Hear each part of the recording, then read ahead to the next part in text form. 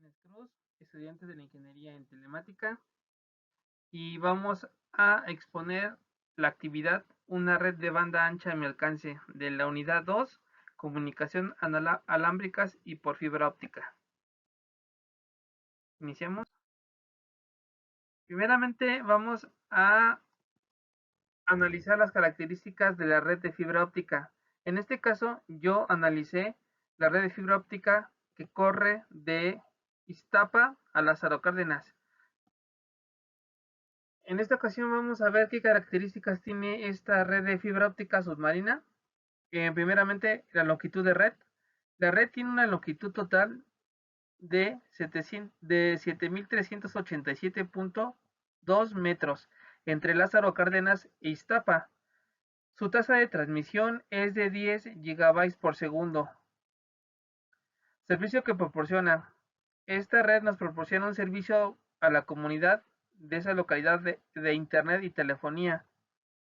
La capacidad del sistema de 10 GB por segundo es equivalente a tener 241.920 llamadas telefónicas simultáneamente con una ocupación del 100%. Sin embargo, es pertinente señalar que la capacidad final del sistema puede llegar a niveles incalculables en el futuro. Tipo de fibra que utiliza. Esta red consiste en la instalación de un sistema óptico de transmisión por medio de un cable de fibra óptica de 0.5 metros de diámetro, con capacidad de 12 pares de fibra óptica, 24 hilos. Ubicación geográfica. El proyecto se ubica en la zona marina y costera de la franja comprendida entre Iztapa y Lázaro Cárdenas. Estas son las características de nuestra red de fibra óptica, que actualmente se encuentra en Iztapa, entre Iztapa y Lázaro Cárdenas.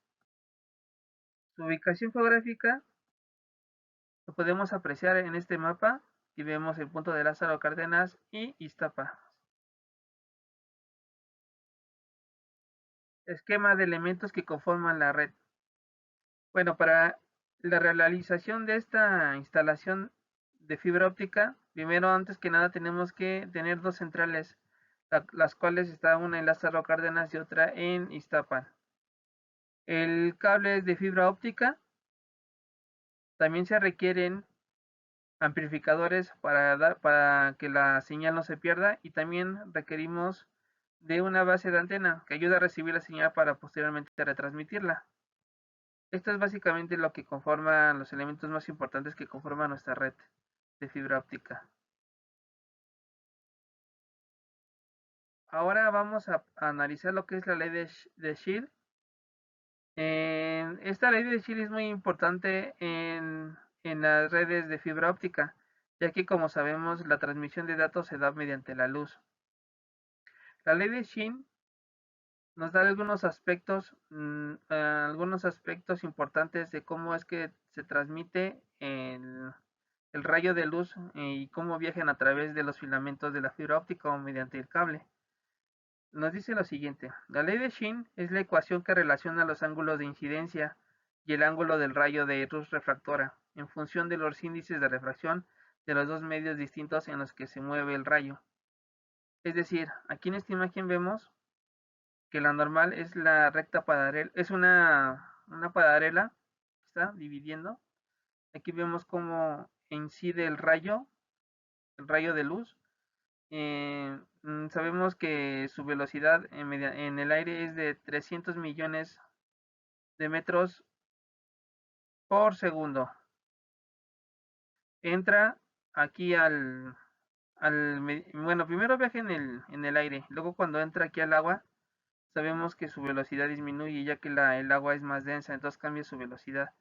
Pero además de que pasa al siguiente medio, también aquí puede reflejarse ese mismo rayo. Aparte de que incide y pasa a través de otro medio, también puede reflejar esa misma luz, como lo vemos aquí en esta imagen. ¿Cuándo se cumple esta ley? La ley de Scheele se cumple cuando un rayo de luz pasa de un medio con índice de refracción a otro índice distinto. En un caso extremo se puede producir la reflexión total interna, si el ángulo de incidencia es mayor que el ángulo crítico. En un caso extremo se puede producir la reflexión total interna si el ángulo de incidencia es mayor que el ángulo crítico. Refracción de la ley de Shin. ¿Qué es la refracción? La refracción es el proceso por el que las ondas cambian de dirección cuando viajan entre distintos medios, en los que la luz se propaga a distintas velocidades. Estos medios tienen índices de refracción diferentes. El índice de refracción de un medio n viene dado por n igual a c entre b, donde c es la velocidad de la luz en el vacío, que es de 3 por 10 a las 8 metros por segundo. B es la velocidad de la luz en el medio, ambas medidas en metros por segundo. Es decir, como habíamos explicado en la anterior positiva, el rayo incide en el medio, viaja en el medio, que en este caso es el aire, pero a la hora de entrar al agua vemos que cambia también su trayectoria, porque obviamente el agua es más densa, entonces interviene en la desviación del rayo de luz. Aunque también en otra diapositiva vemos que se refleja, aparte de que incide y cambia y puede variar de un medio a otro, también puede reflejarse. A continuación vamos a analizar un ejercicio que es muy importante en las telecomunicaciones, ya que es fundamental saber cómo viajan los haces de luces mediante las fibras ópticas. Aquí vemos la imagen.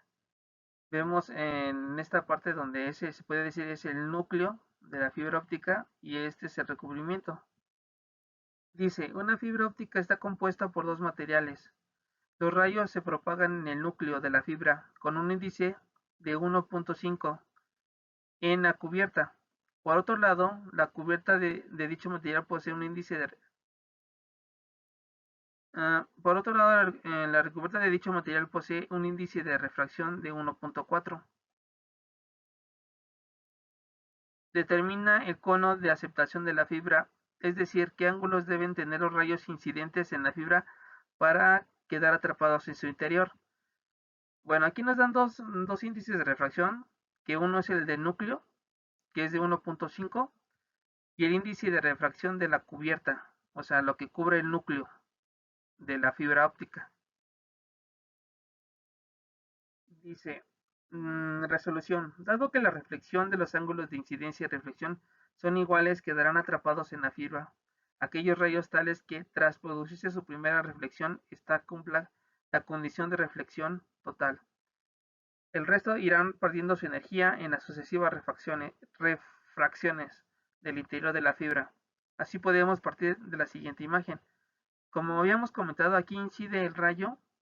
Entonces primero el rayo entra al núcleo, pero pega con la cubierta y se refleja, pero queda atrapada, esa haz de luz queda atrapado dentro del núcleo. Como vemos, se va reflejando el mismo rayo de luz se va reflejando en el núcleo, como en forma de zigzag.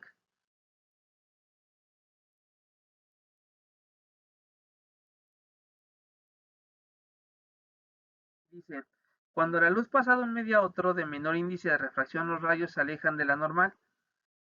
Por lo tanto, los ángulos de incidencia desde el exterior de la fibra que sean menores a 0 teta harán que la refracción R disminuya, lo cual hará a su vez que el ángulo de incidencia en la cubierta de la fibra aumente, quedando por encima del ángulo crítico y produciéndose una reflexión total.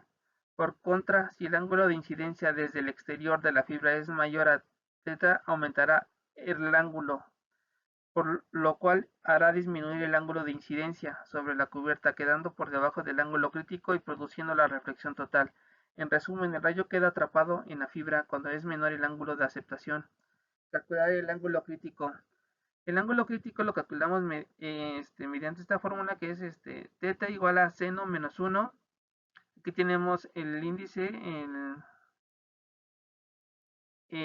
la fórmula es igual a seno menos 1, 1.4, que es la índice de la cubierta y el índice del núcleo. Esto quedaría 1.4 entre 1.5 y esto nos da igual a un ángulo de 68.9 grados.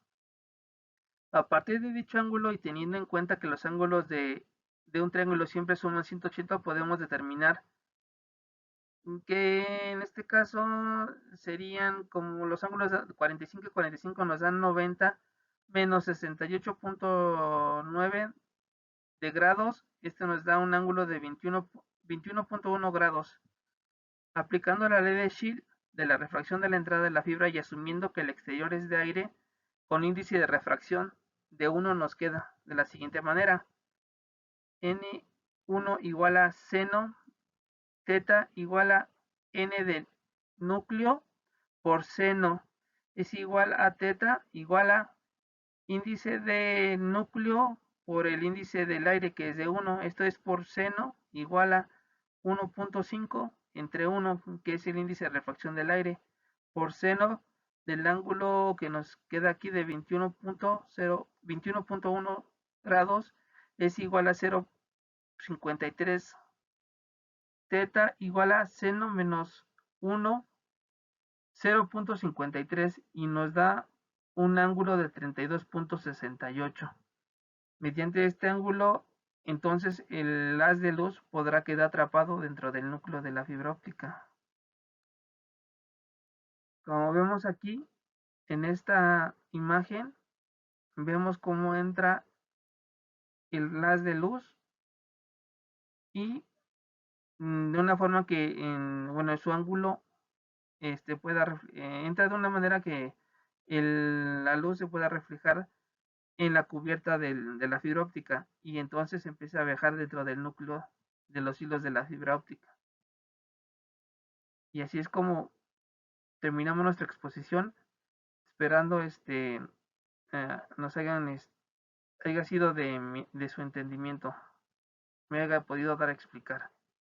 Gracias por su atención, hasta luego.